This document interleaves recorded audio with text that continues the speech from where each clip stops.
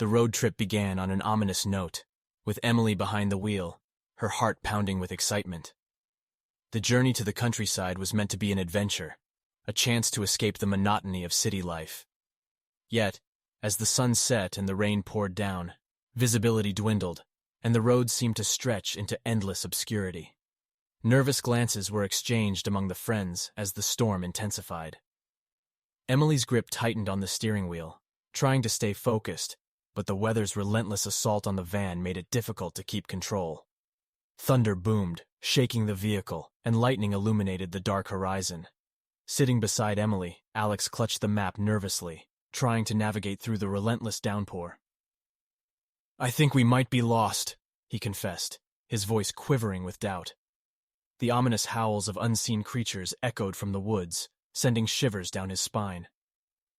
"Maybe we should turn back," Alex suggested, but the group decided to press on, hoping to find shelter soon.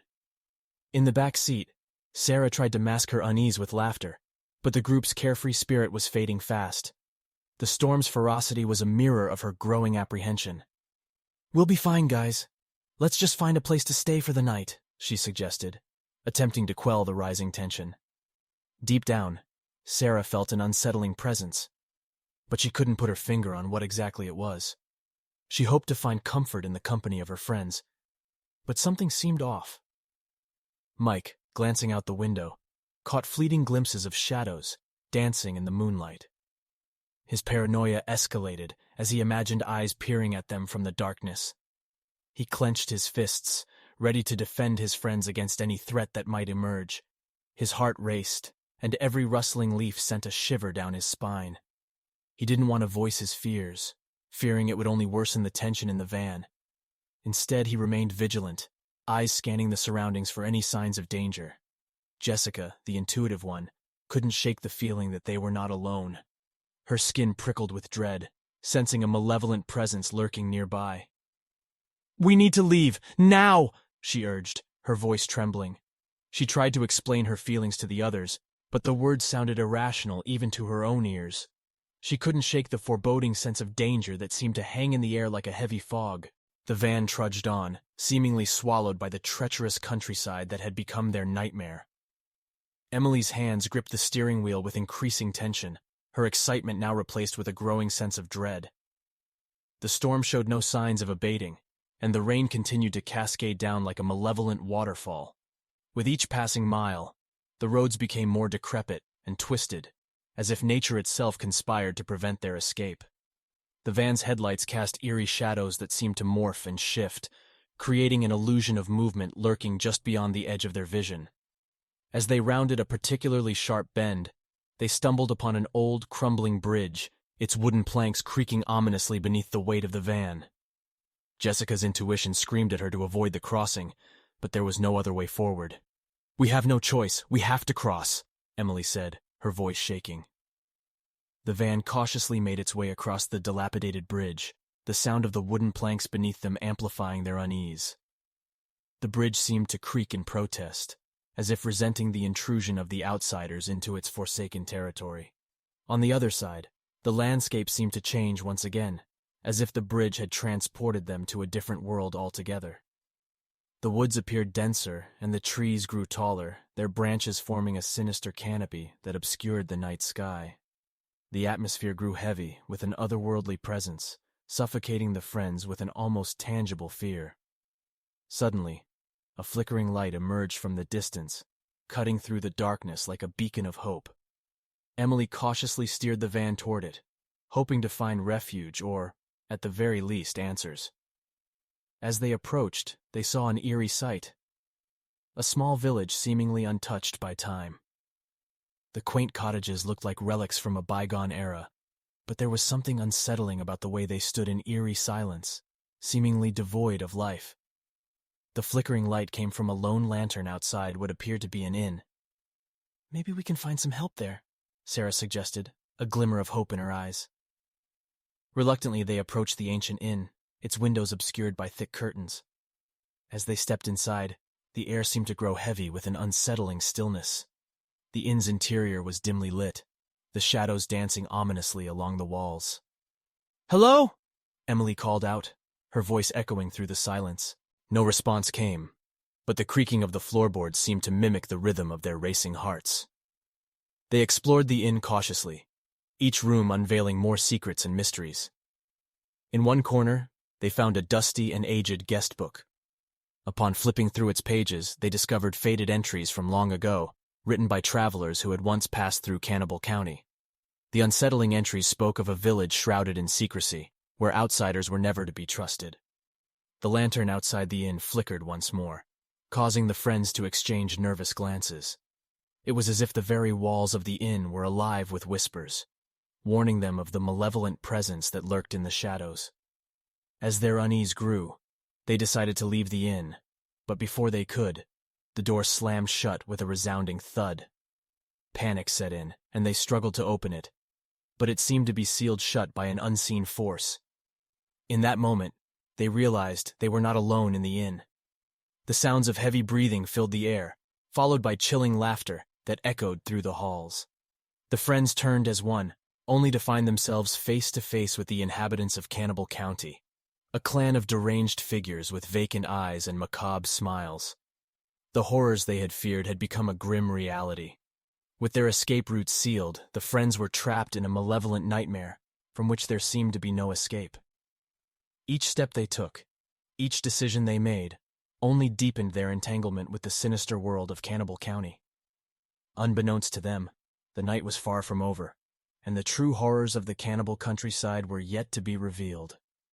The friends were about to embark on a harrowing journey that would push them to the brink of their sanity and test the strength of their friendship like never before. The night was far from over, and the darkness of the countryside held more horrors than they could have ever imagined. As the malevolent presence closed in around them, the friends knew they had to fight for their lives and unravel the chilling secrets of Cannibal County before it consumed them all. Trapped in the malevolent clutches of the cannibal countryside, the friends fought desperately to survive. The psychopathic cannibal clan closed in on them, their eyes gleaming with malicious intent. Panic and fear gripped their hearts, but they knew they had to band together to stand any chance of making it out alive. As the horrifying reality of their situation sank in, Emily took charge, her determination shining through the darkness. "We need to find a way out of here, and fast!" she declared, her voice trembling with both fear and resolve. Alex, Jessica, and Sarah rallied behind Emily, their unity stronger than ever before. They searched the inn for any hidden passageways or alternative exits, but the sinister buildings seemed to mock their attempts at escape, revealing no means of salvation. The clan of cannibals seemed to be everywhere, like shadows that danced just beyond the edge of their vision. Each step they took, they felt watched and hunted. The friends tried to remain as quiet as possible, but the deafening pounding of their hearts echoed in their ears. With adrenaline coursing through their veins, they made a daring dash for the inn's upper floor, hoping to find another way out. But their hopes were dashed when they reached the top, faced with locked doors and barred windows. Suddenly, the air grew colder, and the lanterns flickered violently, casting ghastly shadows along the walls. A sinister presence seemed to fill the room, as if the very walls were alive with malevolence. The friends felt a chilling sensation down their spines, a premonition of impending doom. One by one, the friends fell victim to the relentless pursuit of the cannibal clan. In the dark and harrowing corridors, they were separated, unable to protect each other as they once did. Jessica vanished, her fate sealed by the unseen horrors lurking in the shadows. Terror consumed Alex as he tried to evade capture, but he could not escape the relentless hunters. His frantic footsteps were eventually silenced, leaving only the haunting echoes of his last moments. Sarah, the last of the friends standing beside Emily, clung to hope, her eyes filled with tears as she faced the impending nightmare. The realization that they were unlikely to escape this gruesome fate weighed heavily on their shoulders. Determined to protect Sarah, Emily led her through the inn's maze-like passages, seeking any opportunity to outwit their pursuers. But the cannibal clan was relentless, seemingly appearing from every corner, their sadistic grins revealing their hunger for human flesh. As they reached a dead end, Emily's heart sank. Trapped and cornered, they knew there was no way out. Sarah clutched Emily's hand, and they shared a moment of silent understanding. They were facing the darkest night of their lives, and the odds were stacked impossibly against them. In a final act of defiance, Emily took Sarah's hand and made a dash for the inn's attic, where she hoped to find a way to escape. But as they climbed the creaky stairs, they were met with the sinister leader of the cannibal clan, a grotesque figure with a twisted smile. Their breaths hitched as they stared into the abyss of madness before them. Emily's mind raced, knowing this was their final stand. With grim determination, she whispered to Sarah, "When I say run, don't look back. Just run and don't stop." As Emily faced the cannibal leader, a chilling silence enveloped the room. The leader's laughter filled the air, an unsettling symphony of malevolence. In one swift motion, Emily lunged at the cannibal, her resolve stronger than ever before. A fierce struggle ensued, and despite her valiant efforts, Emily fell to the relentless onslaught. In that fleeting moment, Sarah heeded Emily's command and ran, tears streaming down her face as she left her fallen friend behind. The sound of Emily's battle cries faded as Sarah pushed herself forward, her heart torn between grief and the desperate need to survive. Through the darkness and terror, Sarah ran like never before, propelled by the memory of her friends and the determination to live. She stumbled upon a hidden exit, concealed in the inn's dark recesses. With every ounce of strength left in her, she burst into the open air, leaving the cannibal countryside behind. As the sun rose on a new day, Sarah emerged from the nightmare, a survivor forever scarred by the horrors she had faced. She was the sole witness to the malevolence lurking in Cannibal County, forever haunted by the memories of her lost friends and the relentless terror that awaited the unsuspecting. The legend of the cannibal countryside persisted, a chilling warning to those who dared to tread its cursed soil.